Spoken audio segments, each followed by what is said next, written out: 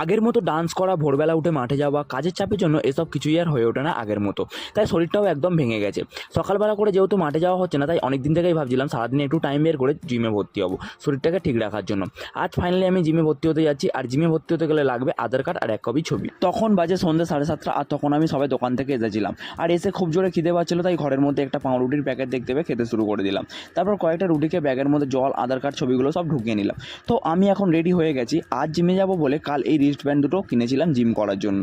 তারপরে জিমে বের হওয়ার আগে আয়নার সামনে দাঁড়িয়ে ভাবছিলাম এবার তো বডি বানিয়েই ছাড়বো। তো যাই হোক, জিমটা হলো আমাদের বাড়ির এখানে বাজারের ভিতরে, ওই বাজারের ভিতরে মডার্ন হেলথ ক্লাবে। তখন সন্ধ্যাবেলা, আর বাজারের ভিতরে প্রচণ্ড ভিড় ছিল।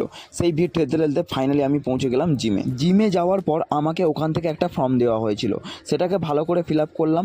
ফিল আপ করার পরে ফটো 1 কপি আর ফর্মটা জমা দিয়ে দিলাম। আধার কার্ডের জেরক্স লাগতো, কিন্তু সেটা আমি নিয়ে যাইনি। চলো, সব কিছু হয়ে গেছে, এবারে জয় শ্রীরাম বলে জিম শুরু করা যাক।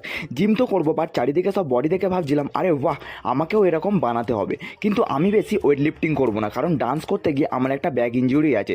সেই জন্য আমি যতটা পারবো ফ্রি হ্যান্ডের উপরেই করবো। 2 hours later. ফাইনালি 2 ঘন্টা জিম করার পরে আজ আমার জিম করা কমপ্লিট হয়ে গেছে। প্রথম দিন তাই বেশি ভিডিও করিনি, কারণ না হলে সবাই ভাববে সবে না আস্তে আস্তে ভিডিও করা শুরু করে দিয়েছে। কিছুদিন যাক, তারপর জিম করা ভিডিও তোমরা দেখতে পাবে।